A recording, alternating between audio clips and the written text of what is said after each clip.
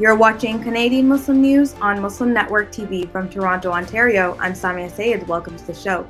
Now, coming up, we have a conversation with Sister Zahirah Eppard to discuss love, marriage, and relationships in Islam. But first, let's take a look at the headlines. Canadians remember victims of Air India Flight 182. Quebec's top minister claims province thwarted by multiculturalism. NCCM calls for action after man spreads hate speech. Israeli army rejects UN probe of Al Jazeera journalist. And now the details. Dozens of people gathered in Vancouver's Stanley Park yesterday to mark the 37th anniversary of the terrorist attack on Air India Flight 182. The flight was bombed while on its way to London from Toronto, killing all 329 people on board. It is considered the worst mass murder and act of terrorism in modern Canadian history. Only one Canadian British citizen was convicted in a complicated trial process that spanned 15 years. The man served 30 years in prison and is now free. A speaker in an Ontario commemoration told local media that none of the three party leaders accepted their event invitation. Speaking to France's Académie Française, Quebec's Minister of Justice and the French language, Simon Jolin Barrette, says Quebec is, quote, thwarted by Canadian multiculturalism. According to local media, Jolin Barrette claims the controversial Bill 21 and Bill 96 protects a fragile French culture that emphasizes integration and collective rights. Bill 21 bans public sector workers from wearing religious symbols while on the job. Language Law 96 enforces the use of French in businesses and some government services. Jolin Barrette says the recent laws, among which force the children of immigrants to attend school in French, is not enough. When asked about the minister's comments yesterday, Premier François Legault maintained that Quebec's model of cultural integration is in direct opposition to Canada's model of multiculturalism. The National Council of Canadian Muslims, or NCCM, calls on the Toronto Police Service to charge a man with hate speech after a video shows him spewing hateful and racist remarks supportive of killing Muslims and Sikhs in India. The video, now widely circulating on social media, shows a man who NCCM refers to as a well-known virulent racist, saying Indian Prime Minister Narendra Modi should govern Canada. I would like to have Modi ruling this country as well as India. He kills Muslim terrorists, he kills Sikh terrorists. It's awesome what Modi is doing. And Muslims need to understand that if they're going to live in our country, they got to follow our rules. And if they don't, then they'll get it. They will get it. Not everyone's a radical, though. I have no tolerance whatsoever for these radical Islam, radical Khalistani Sikhs, or any of these ideologies. Zero tolerance for them. I support the killing of the Muslims and the Sikhs in the Republic of India because they deserve to die. NCCM says the man's language meets the high threshold in the criminal code for hate speech.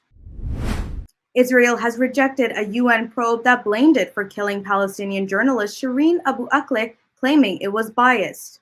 In a statement, the army insisted on the narrative of a fire exchange with Palestinians, which it argued had killed Abu Akleh. Earlier today, the United Nations said findings showed Israeli forces fired the bullet that killed Abu Akleh. They added that there was no evidence of armed Palestinian activity in the immediate vicinity. Abu Akleh was covering an Israeli military raid when she was shot dead.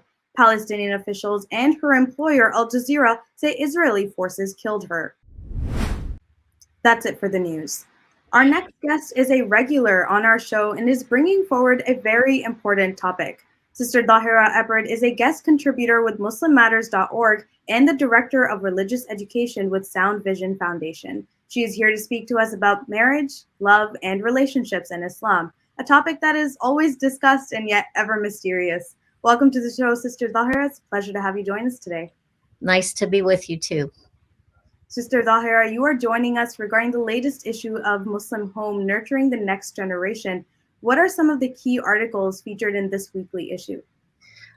Each week we pick a different focus area, and on this particular focus area, there were 4 different articles and 1 book review. And I don't have them fixed in my memory, but I'll read them to you. First, we had an article on Half Our Deen, which is an online matrimonial service. I interviewed the founder, Baba Ali, an internationally known Muslim comedian. We had a marriage counselor and family life veteran talk about marriage education, and that was for any young Muslims who are interested in getting married or are currently engaged. We did a book review of a very popular book by linguist Deborah Tannen called You Just Don't Understand: Men and Women in Conversation. And I hope we get a chance to talk about that. It's a very interesting read. We also did an article on Ilm Crush, what it is and how to avoid it. And that would be something very important for parents to be mindful of. Mm-hmm. So lots of different topic areas. Mm-hmm. And of all these different topic areas, what is one article that you found personally very interesting or captivating? That's hard to say. I think the article on men and women in conversation is very interesting. I'm a women's studies major by background, and I remember happening into this book when it was first written. And it was on the New York Times bestseller list for 4 years. It was even on the #1 ranking for more than 8 months, because this is an area, conversing with men and women, that impacts every aspect of our lives, but most centrally marriage relationships. And what the author found was that there are different style variations by gender that really color the way we not only communicate in giving information, but the way we receive it also. Mm-hmm.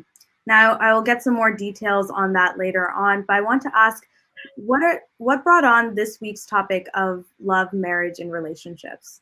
I think that's a good question, because obviously you think, this is a parenting newsletter, why are we talking about these things? But our audience is typically parents of all different age children. And so we know that Muslim parents who have children that are young adult age are keenly interested in finding suitable marriage partners for their sons and daughters.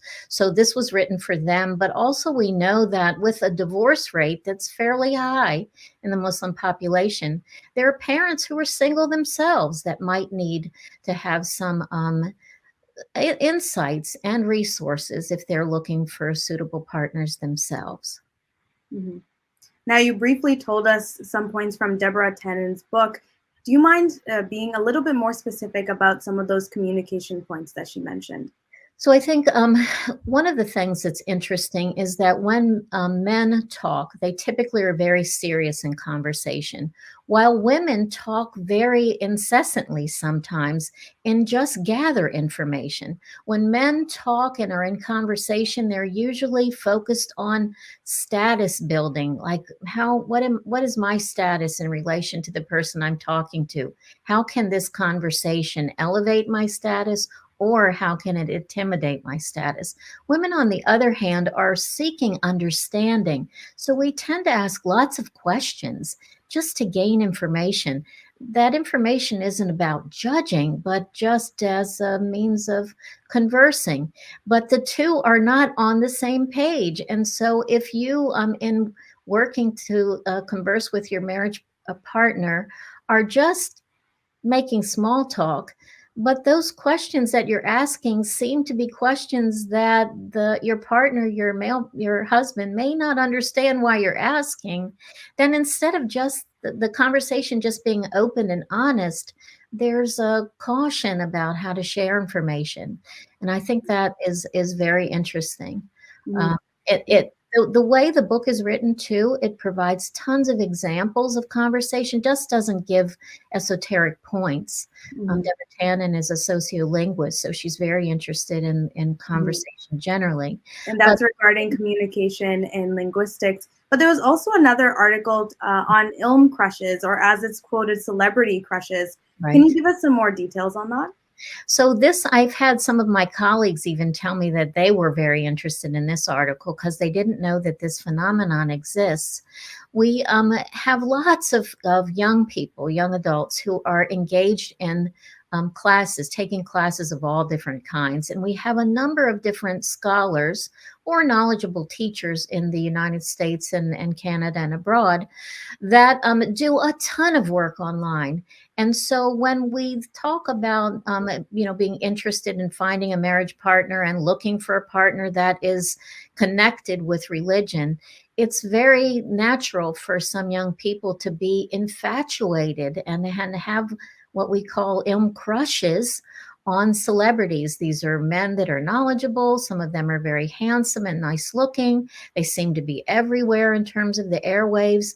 And so there can be romantic notions or feelings attached to them. Mm-hmm. And sometimes if these go awry, and if the person, the celebrity, may have ill intentions, this can leave particularly young women very vulnerable. Mm-hmm. And And so what should parents be doing to help guide their children if they do face such a phenomenon? I think that's a great question. It's very important to have an open and honest discussion with your children, making sure that they can tell you anything, not just only be interested in sharing what they think you want to hear. Two, you can teach them about modesty and the importance of and modeling it yourself, being that role model, making sure that even in your side conversations, you're not commenting about the physical appearance of somebody that's a teacher, or something like that. You can explain the concept of lowering your gaze and what that really means, and describe the consequences of acting upon impulses. It's natural that we have these feelings. What isn't natural is if we're acting on them and they get us into some kind of problem area. The other thing that's very important is not to leave your young, particularly young women, alone with some of these people that may be teaching. It can be Quran teachers, they can be tutors. There's all kinds of ways now that we know, using technology, to not be in closed space one-on-one with somebody. And that's just as a caution for all kinds of reasons. And based on what you just said, it's not just parents who can benefit from this week's issue then, it's the children or anyone of any age, really. Yes. One of the other things we included in this issue was a book review of a book called Salam with Love, which really is written for a teen audience. So we like to provide parents of children of all ages with interesting insights and also resources that they can share. This would be an example of a parent may be suggesting that this be a summer read for their teen, daughter or son, and a conversation starter about this idea of love and relationships and marriage. Mm-hmm. Now, based on all the articles and book reviews in this week's article, if you had to sum up or give some advice to Muslims who are just starting out the marriage process or even engaged in it right now, what would you say to them? So one of the articles we wrote, I wrote this one actually, I interviewed Baba Ali about the matrimonial site called Half Our Deen. I think that sometimes it's interesting to utilize these kinds of resources to expand your reach of possible candidates. This is especially important for converts or people that don't have large family networks that can be on the lookout for potential marriage partners. So I would say, please, check out the resources online, but beware. Some of them are no different than the regular dating sites that are out there. But Half Our Deen is a site that's really focused on matrimony and does a ton of work gathering data that will help make sure those matches are real and focused on marriage as a goal. The other thing that I would say is that any young people that are interested in marriage should be seeking marriage education counseling. That is a must. My children are adults, all of them, and 3 of them got married in 2021.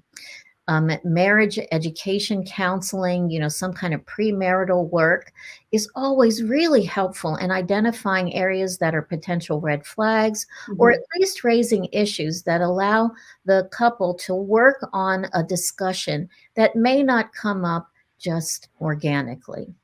Well, sadly, we have run out of time. Thank you so much for joining us today, Sister Zahirah. Thank you for having me. And folks can go online to the Sound Vision website to read these articles and our future issues. We publish weekly, so there's tons of information coming out all the time that should be useful. Check it out at soundvision.com/Muslim home.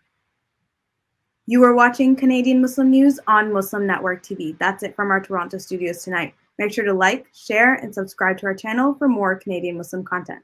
Stay safe, and until next time.